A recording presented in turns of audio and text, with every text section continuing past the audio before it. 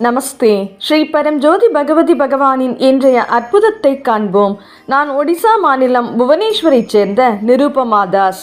என் வாழ்வில் ஸ்ரீ பரம்ஜோதி பகவதி பகவானின் தெய்வீக பிரசன்னத்தை நான் தொடர்ந்து உணர்கிறேன்.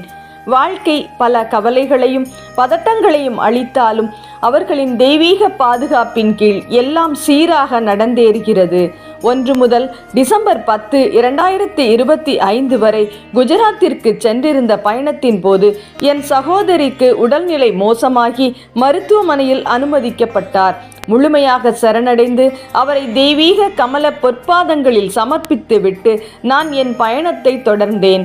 தெய்வீக அருளால் நான் புறப்பட்ட சிறிது நேரத்திலேயே அவரது உடல்நிலை சீரடைந்தது. பயணம் செய்து கொண்டிருந்த போது வாகனத்தில் வைக்கப்பட்டிருந்த குடிநீர் பாட்டில்களில் குமிழ்கள் உருவாவதை நான் மீண்டும் மீண்டும் கவனித்தேன். இது ஸ்ரீ பரம்ஜோதியின் புனிதமான பிரசன்னம் என்னுடன் இருப்பதற்கான தெளிவான அடையாளமாகும். பயணத்தின் முடிவில் புவனேஸ்வரிற்கு செல்லவிருந்த இண்டிகோ விமானம் ரத்து செய்யப்படக்கூடும் என்ற கவலை எங்களுக்கு ஏற்பட்டது. மீண்டும் ஒருமுறை பல தண்ணீர் பாட்டில்களில் குமிழ்கள் தோன்றுவதை கண்டேன். அது எனக்கு ஆழ்ந்த நம்பிக்கையை அளித்தது.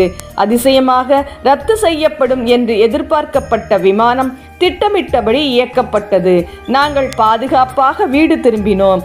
என் வாழ்வின் ஒவ்வொரு அடியிலும் தொடர்ச்சியான கவனிப்பு, அன்பு மற்றும் வழிகாட்டுதலுக்காக ஸ்ரீ பரம்ஜோதி பகவதி பகவானுக்கு நான் என்றென்றும் நன்றி உள்ளவளாக இருக்கிறேன்.